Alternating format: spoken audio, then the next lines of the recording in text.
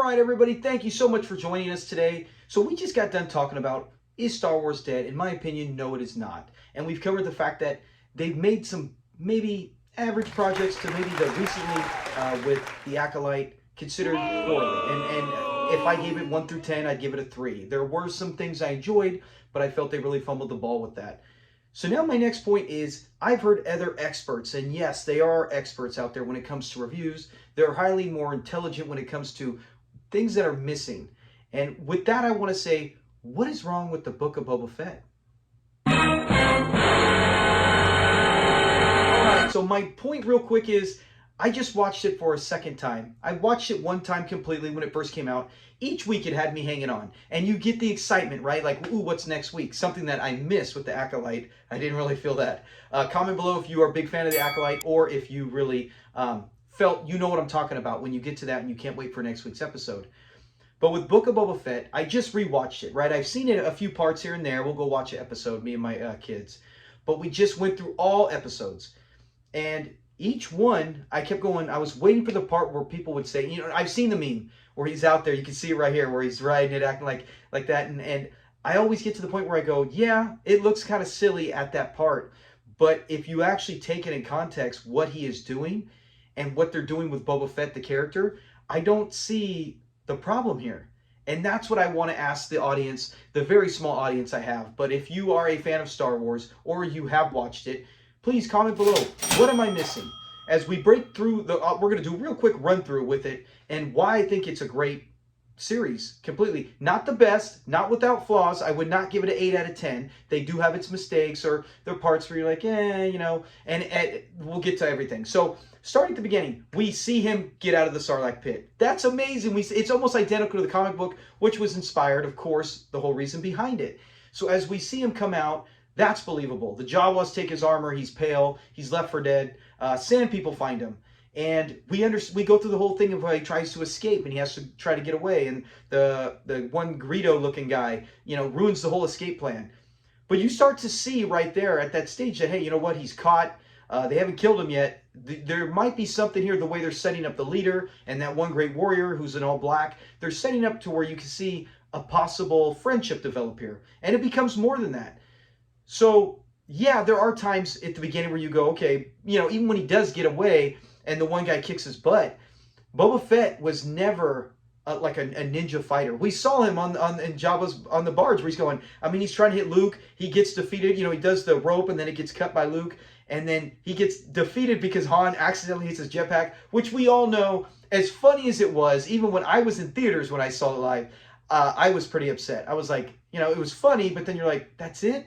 Like, he's a big villain that had small parts, but this is a big payback, and they pulled a comic routine to get rid of him, you know, and so it was frustrating there. But with this, you go, yeah, you know, they're starting to build up to where Boba Fett gets his butt kicked, but then you know, if you're a fan watching, if you're a person who understands when you watch the movie shows, I knew right then that they were going to have a bond, that they were going to become tight. He was going to teach him how to fight, and he's going to put him on a whole other level. Which we see, you know, the conclusion, we even see that used, the whole techniques and his staff that he goes and finds.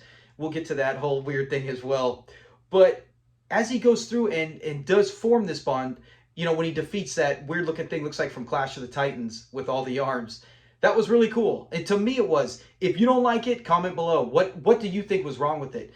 So now we're taking this Boba Fett, this badass guy, and putting him more on a family level, you know, and as we see throughout the show, they do say he does look like he's getting soft, right? Bane even says, you're in your old age, you are getting soft. And he says, yeah, I am. Boba Fett admits it, he is. He's changing. And I don't think there's a problem with that, because a lot of people, including myself, am not the same at 20 as I was at 25. You might have the same habits. You might enjoy the same things. But you do have a level of maturity, and you start to see what's important. And throughout the entire show, I see Boba Fett where I don't want to be used. I don't want to be used as a hired gun and put my life on the line for these guys who don't care about me.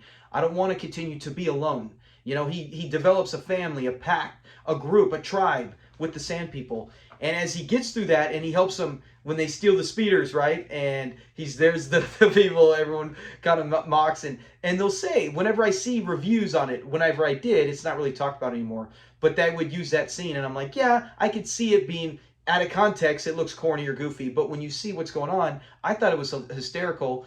And it was great to see Boba Fett actually develop. You know, we got to see some humor out of him as opposed to what he originally always was, which was just a cold-blooded killer. So they get that. They stop the spice train, and then they end up getting killed. And you knew it. You know, I wish someone would have survived, maybe the kid, but the fact they all died, you're like, Anakin, Anakin. You know, you feel like Anakin did it, but they all get wiped out. And now we know the impact it puts on Boba Fett. And now he's got to do his next step. And then, you know, as he goes through it, and we start to see him pick up a group, right? He gets Fennec Shand. When he gets her and saves her, now he's got an ally, and you start to see it. And he even convinces her, you know what? She's like, hey, I like being independent. But him and Fennec, they make a great team, and I really like her a lot in the show. But what else is cool is that if you're an older guy like me, you get to see Jennifer Beals, Danny Trejo. Who else shows up in it? They got some. That's what I love about Star Wars. They're bringing a lot of these. Timothy Olyphant. You get all these guys who are like old school 80s, 90s actors, and they bring them back for cool characters. You know, I thought she was great. I thought Jennifer Beals was outstanding. I was so disappointed when the cantina blew up with her in it, because I really liked her in that. And thank goodness, Oliphant, the Marshal, he does live. So, but that was cool how they added that. So that's another thing that I think is great with Star Wars in general, is they're bringing back some actors that are forgotten.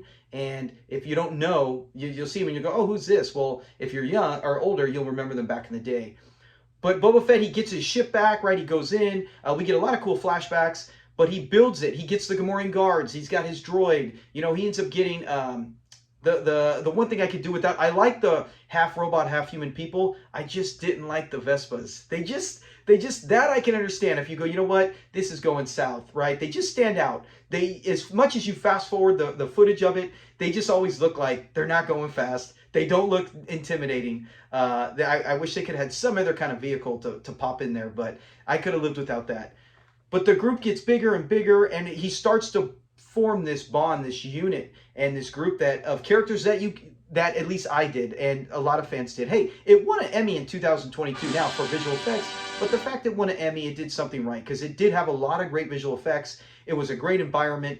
You created, such as bringing back Bane, and then the Pikes, you created, and then all the other crime families.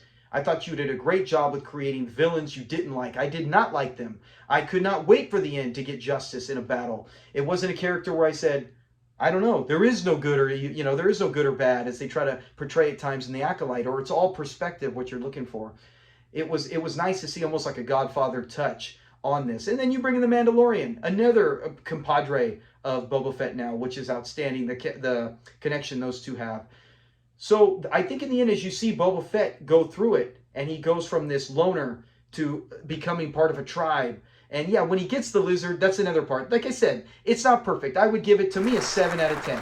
Really enjoyed it. Not perfect at all. But as far as Star Wars, I thought it did good to get to see who Boba Fett is and how he evolved throughout the show, throughout the series. And from a loner to a killer to now caring about his town. I mean, heck, he had a chance. Him and Mando could have just took off. And he's like, nah, well, I'm not doing that. You know, he doesn't want to be that. He wants to build something. He has a great vision of what he can build at that place and protect the community. Completely different than Jabba, than Bib Fortuna, than anyone else before him. And you can see at the end they have a lot of respect for him. But one of my favorite things is Chrysanthemum, the dark-colored Blackford Wookiee. Oh my gosh, he was such an amazing character. Now see, I don't know if he was in books. I never read the books other than 3, but one of them was with Plagueis. But I never really was into, and then Revan. But I don't know if he was comics. He was amazing. I really liked that character. I'm glad they didn't kill him off. That's what I thought for a bit, but he survived. Chrysanthemum's good. Yeah, how he ripped the guy's arm off. So each week I was like, yeah, you can't wait for the next one. So explain to me, if you are a fan of it, you don't have to say anything other than, hey, right on. If you didn't like that series, explain to me, what am I missing? What was wrong? I covered some of the goofy points, but they were so minuscule. They were so not even like that big. Is it you just didn't like how they changed Boba Fett? Is it you didn't want to know a backstory or this story behind him now? Was it you didn't like the Sand People, which I thought was amazing having that. It felt like 2 different stories, which was really cool how they kept doing the back and forth. You didn't like the crime families? I don't know why not. Did you not like the Vespas like myself? But please, I would love to hear what it is. Because whenever I hear experts talk about it, they just say, oh, Boba Fett was bad. The Book of Boba Fett was bad. Ahsoka was bad. Now, Ahsoka I liked, but I would say more as a 6 out of 10. I liked.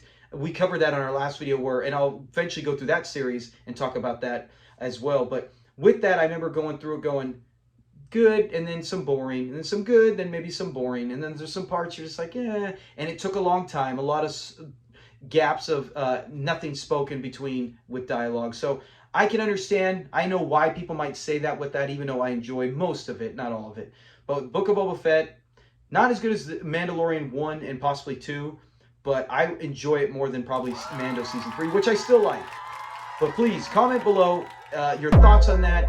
Let me know your opinion on it. And if you have anything else you'd like to talk about Star Wars, let me know, and I will hit that up. And anything else, too, in entertainment and all sports. I love talking sports as well. Have a great day. Talk to you later. Peace.